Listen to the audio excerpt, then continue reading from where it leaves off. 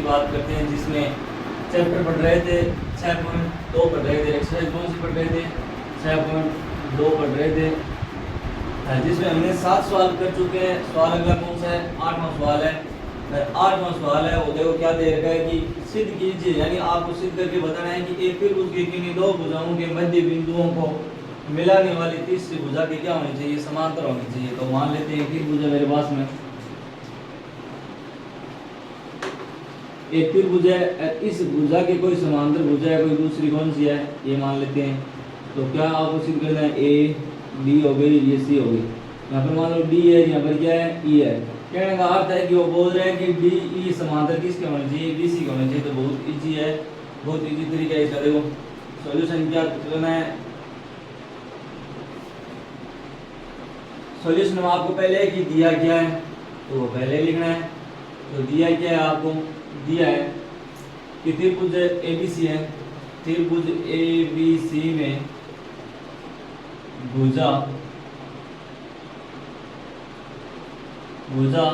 AB व AC का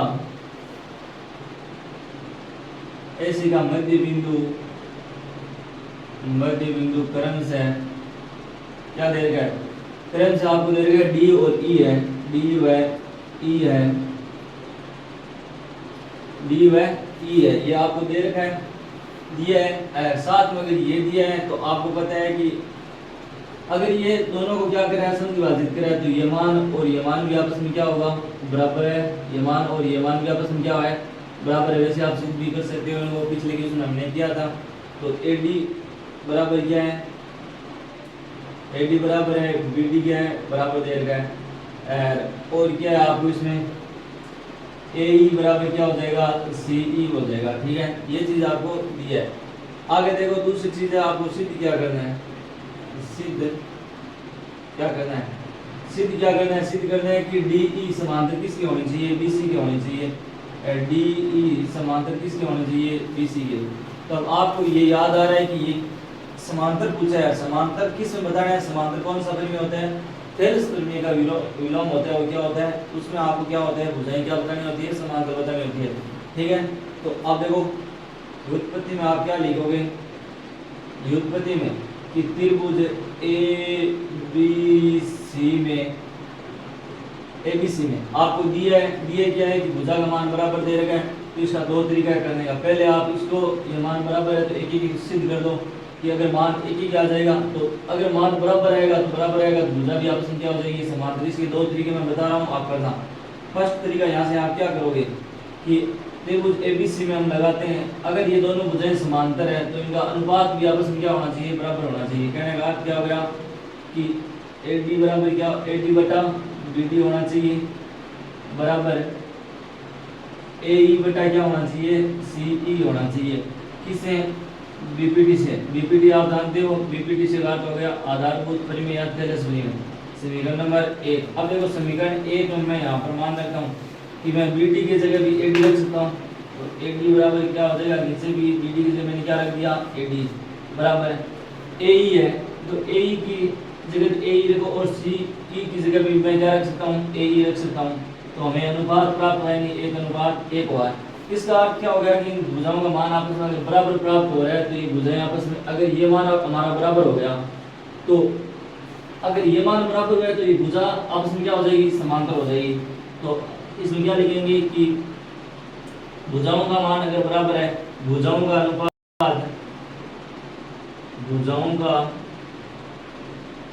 अनुपात बराबर होने पर बराबर है तो आधारभूत परिमेय के विलोम से क्या होगा कि ये भुजाएं आपस में दोनों क्या हो गई? समांतर। आधारभूत परिमेय के विलोम से डी ई समांतर किसकी हो जाएगी? बीसी की। किसकी हो जाएगी? बीसी की। एक तरीका ये है। दूसरे तरीके में आप सीधा ऐसे कर सकते हो कि अगर भुजाओं का अनुपात आ रहा है बराबर, तो सीधा आप ऐसे बता सकते हो भुजाओं का अनुपात यदि बराबर है तो आधारभूत परिमेय के विलोम से क्या हो जाएगी? ये भुजा क्वेश्चन है 8वां क्वेश्चन दे रखा है। जैसे कक्षा 9 में आपने पढ़ा था समलंब चतुर्भुज के बारे में पढ़ा था, हम उनको सिद्ध करने के बारे में इनकी प्रॉपर्टी सब पढ़ी थी 9th कक्षा में। तो अब देखो आपको इसमें क्या दे रखा है कि एक समलंब चतुर्भुज है जिसके विकर्ण यानी जिसमें आपको दो भुजाएं क्या दे रखी है, समांतर दे रखी है। क्या दे रखी है, समांतर दे रखी है। और विकर्ण आपस में परस्पर कोई बिंदु O पर क्या कर रहे हैं, प्रतिच्छेद कर रहे हैं। और आपको दर्शाना है कि OA बटा BO बराबर क्या होना चाहिए, CO अपन DO होना चाहिए। तो मान लेते हैं एक समलंब चतुर्भुज बनाते हैं। इधर देखो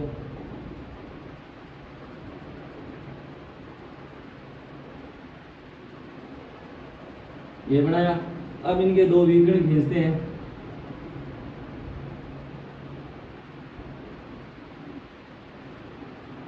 जो बिंदु O पर क्या कर रहे हैं, प्रतिच्छेद कर रहे हैं। ठीक है, तो मान लेते हैं यहाँ पर A है, यहाँ पर B है और यहाँ पर क्या है, C और D है। ठीक है, आपको ऐसा दे रखा है। ठीक है,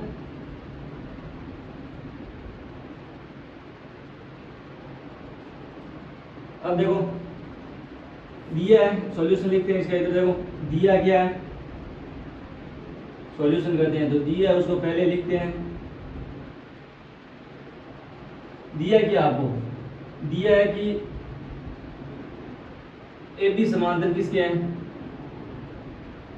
BC की क्या समांतर है, यानी ये समांतर है किसके, इसके। और क्या दे रखा है, विकर्ण आपस में क्या कर रहे हैं, प्रतिच्छेद।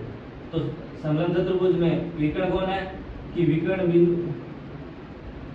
ABCD समलंब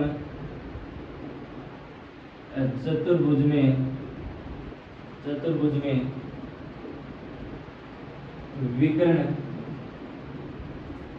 विकर्ण कौन कौन से हैं, विकर्ण है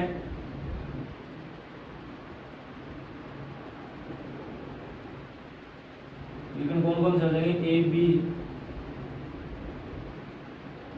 AB व AC, AD व BC। आप यहाँ पर इसको उल्टा कर दो, यहाँ पर कर दो D और यहाँ पर कर दो C। विकर्ण क्या हो जाएगा, SC व BD बिंदु O पर क्या कर रहे हैं, प्रतिच्छेद। बिंदु O पर क्या करते हैं, प्रतिच्छेद कर रहे हैं। क्या कर रहे हैं, प्रतिच्छेद करते हैं। ये लाइन आपको क्या है, दी है। आगे देखो दूसरी क्या है, सिद्ध करने वाली। सिद्ध क्या करना है, सिद्ध करना है आपको कि OA बटा क्या है, BO बराबर क्या है, CO बटा क्या है, DO। ये आपको क्या करना है, सिद्ध करना है। ठीक है, आगे देखो मैं इसमें नया पॉइंट जोड़ता हूँ की बार, क्या है, रचना करनी है। क्या करनी है, रचना में मैं मान लेता हूँ चाहे आप इस साइड में ले लो चाहे इस साइड में ले लो। मैं एक यहाँ पर लंब डालता हूँ बिंदु O से। मैं क्या करता हूँ कि बिंदु O से भुजा AD पर लंब खींचा। क्या खींचा है, लंब खींचा। ठीक है, ये कर लिया काम। यहाँ पर मान लेते हैं कोई बिंदु क्या है, कोई बिंदु मान लेते हैं। यहाँ पर मान लो P है, क्या है, P मान लेते हैं। ठीक है, तो अब क्या होगा, अब देखो त्रिभुज देखो तो ये होगा। तो अब देखो अगर मैं जैसे ये एक लंब खींचा तो ये रेखा समांतर इसके भी होगी, इसके भी होगी। तो मैं इस वजह से लिख सकता हूँ ये AB समांतर क्या हो गई, OP हो गई। समीकरण नंबर 1। ऐसे आपको ऊपर दे रखा है कि ये आपस में क्या दे रखी है, समांतर दे रखी है। यानी AB समांतर किसके दे रखी है, BC के। तो समीकरण नंबर कितना हो गया, 2। तो समीकरण 1 व 2 से, समीकरण 1 और 2 से क्या हो जाएगी कि OP किसके समांतर हो जाएगी, DC के। तो OP समांतर किसकी हो गई, DC से। इसलिए आगे देखो जिससे OP समांतर किसकी हो गई, DC की हो गई। अब देखो चौथा पॉइंट है हमारा व्युत्पत्ति या उत्पत्ति। उत्पत्ति में हम क्या करेंगे, त्रिभुज कौन सा लेते हैं, ABD। त्रिभुज ABD में क्या करते हैं कि अगर ये दो भुजा समांतर है तो इनका अनुपात भी आपस में क्या होगा, बराबर। तो इसलिए आधारभूत, पहले आप लिखो कि OP समांतर किसके हैं, AB के। तो क्या हो जाएगा कि AP बटा क्या हो जाएगा, DP बराबर क्या हो जाएगा ओ बी बटा क्या हो जाएगा ओ डी। आप लिख दोगे कि बीपीटी से समीकरण नंबर कितना हो जाएगा 3 हो गया। कितना हो गया 3। इसी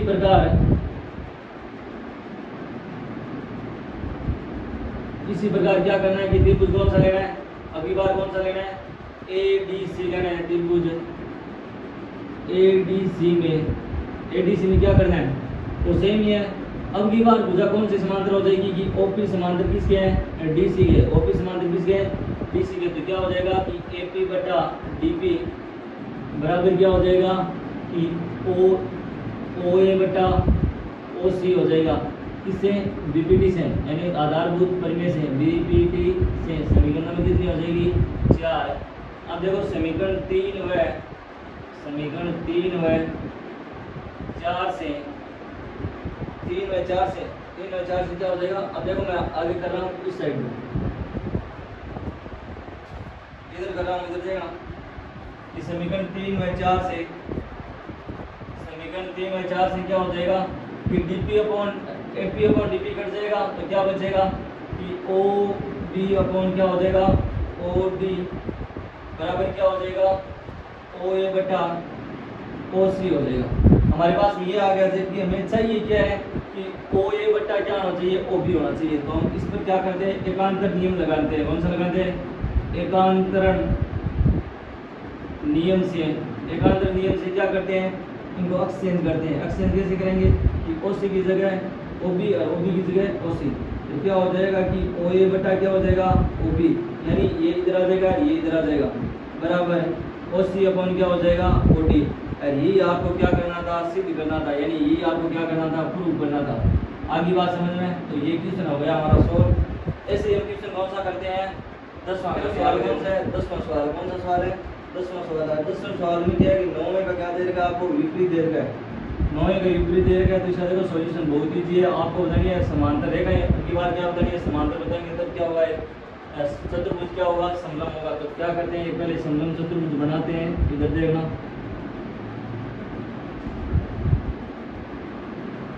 जिसमें दो विकर्ण बिंदु ओ पर क्या कर रहे हैं प्रतिच्छेद कर रहे हैं। तो ए बी और डी और यहाँ पर क्या हो गया सी। तो इसमें जो दिया है वो पहले लिखते हैं। दिया क्या है इसमें बताओ दिया है कि बिंदु चतुर्भुज में एबीसीडी है जिसमें दो विकर्ण आपस में बिंदु ओ पर क्या करते हैं प्रतिच्छेद। तो पहली बात जो ये दे रखी है कि विकर्ण एसी व बीडी बिंदु ओ पर प्रतिच्छेद करते हैं। पहली बात तो ये दे रखी है। दूसरा है कि आपको और क्या दे रखा है कि ओ ए ओ बटे बी ओ बराबर दे रखा है कि सी ओ बटा डी ओ ये आपको दे रखा है। ठीक है अब है आपको करनी है रचना। अगला पार्ट कौन सा है रचना। रचना में मैं क्या करता हूँ यहाँ पर बिंदु ओ से भुजा एडी पर क्या डालता हूँ एक लंब। और मान लेते हैं यहाँ पर कोई बिंदु क्या है ऐसे। ठीक है तो क्या करते हैं कि बिंदु ओ से भुजा एडी पर लंब डाला गया लंब में डाला गया। ठीक है तो क्या हो जाएगा तो ओ एस समांतर भुजा किसकी हो जाएगी ए बी की। किसकी हो जाएगी ए बी की। जैसे मैंने ये लंब डाला तो ये भुजा किसके समांतर होगी ओ एस किसके समांतर हो जाएगी ए बी के। ठीक है यदि मैं इस ओ एस भुजा को किसको समांतर करता हूँ किसी के तो ये एक समलंब चतुर्भुज बन जाएगा और आपको यही सिद्ध करना था। ठीक है तो आगे देखो अब सिद्ध क्या करना है आपको सिद्ध करना है कि आपको ए बी सी डी एक समलंब चतुर्भुज है। एक समलंब चतुर्भुज है। ये आपको क्या करना है सिद्ध करके बताना है। ठीक है अब देखो अगला पॉइंट है उत्पत्ति या उत्पत्ति में क्या करते हैं। उत्पत्ति में हम देखो त्रिभुज लेते हैं। कौन सा त्रिभुज लेंगे ए बी डी में त्रिभुज ए बी डी में ABD में क्या करेंगे, अगर ये भुजा इसके समांतर है, यानी AB समांतर किसके दे रखी है, OS के समांतर है, तो इनका भुजाओं का अनुपात भी आपस में क्या होगा, बराबर होगा। तो क्या हो जाएगा कि AS अपॉन DS बराबर क्या हो जाएगा, OB अपॉन या BO लिखो, क्या है BO अपॉन क्या हो जाएगा, DO हो जाएगा। ठीक है, आगे देखो, तो ये मान लो समीकरण नंबर 1 थी, ये समीकरण नंबर कितनी हो गई, 2 हो गई। तो समीकरण 1 और 2 से क्या होगा, देखो समीकरण 1 और 2 से मैं समीकरण 1 है, तो समीकरण 1 को ऐसे लिख सकता हूँ नहीं कि समीकरण 1 से, समीकरण 1 को मैं क्या लिख सकता हूँ कि BO इधर आ जाएगा, CO इधर आ जाएगा, तो मैं इसको ऐसे लिख सकता हूँ कि AO अपॉन क्या हो जाएगा, CO बराबर क्या हो जाएगा, BO अपॉन DO हो सकता है। तो मान लेते हैं, अब इसकी तुलना में समीकरण मान लो ये 3 है, समीकरण 3 में 2 की तुलना करता हूँ, समीकरण 3 में 2 की तुलना करने पर, 2 की तुलना करने पर समीकरण 3 और 2 की मैं क्या करता हूँ, तुलना करता हूँ, तो क्या हो जाएगा कि AS अपॉन DS का मान किसके बराबर आ जाएगा, AO अपॉन किसके बराबर हो जाएगा, CO के। तो इससे ये बात सिद्ध हो गई नहीं कि अगर ये भुजा है, ये इसके समांतर हो रही है, अतिभुज कौन सा बन गया, देखो ADS बन गया। नहीं, इसको देखकर इस अनुपात को देखकर कौन सा त्रिभुज बन गया, ADS। तो इसका अर्थ क्या हो गया कि आधारभूत परिमेय के विलोम से क्या हो जाएगी, यदि भुजाओं का अनुपात समान है या बराबर है तो भुजाएं क्या होगी, समांतर होगी। तो इस प्रकार क्या हो जाएगा कि DC समांतर किसकी हो जाएगी, OS की। अगर DC समांतर OS है तो अगर ये दोनों भुजाएं आपस में समांतर है, फिर ये दोनों भुजाएं आपस में समांतर हो सकती है। तो अब मान लो ये समीकरण नंबर कितना हो गया, ये समीकरण नंबर हो गया 4। अब देखो, अगर मैं रचना से OS AB की तुलना समीकरण 4 से करता हूँ तो मेरे को क्या प्राप्त होगा कि AB समांतर किसकी हो जाएगी, DC के। ये समांतर आ गई, अगर ये दोनों भुजाएं आपस में क्या आ गई, समांतर आ गई, तो ये एक प्रकार का अपने आप क्या हो गया, समलंब चतुर्भुज हुआ नहीं हुआ। तो आप नीचे लिख देना, अतः ABCD एक समलंब चतुर्भुज है, एक समलंब चतुर्भुज है। ठीक है, इस प्रकार ये प्रश्नावली हमारी यहाँ पर एंडिंग हो गई। इसमें 10 सवाल है। अब हम सवाल करते हैं अगली प्रश्नावली 6.3 से स्टार्ट करते हैं। ठीक है, अगली एक्सरसाइज दे देखो 6.3 में आपको क्या है कि समरूपता की आपको क्या बतानी है, कसौटी बतानी है। समरूपता की कसौटी क्या होती है, अलग अलग होती है। पहला क्वेश्चन दे रखा है कि आपको समरूपता की कसौटी के आधार पर त्रिभुज को बताना है कि ये समरूप है या नहीं है, बस आपको इतना ही बताना है। तो देखो आपके पास में पहला क्वेश्चन दे रखा है जिसमें 2 आकृतियां दे रखी है, दोनों आकृतियों में आपको बताना है कि समरूप कौन कौन सी आकृतियां हैं, समरूप कौन सी नहीं है। तो इसका देखो हम सॉल्यूशन करते हैं। सॉल्यूशन में क्या करते हैं कि कोण ए देखो किसके बराबर है, कोण P के बराबर दिखाई दे रहा है, कोण B किसके बराबर दिखाई दे रहा है, Q के बराबर, और कोण C किसके बराबर दिखाई दे रहा है, R के बराबर। तो मैं क्या लिखूंगा कि त्रिभुज ABC व त्रिभुज PQR में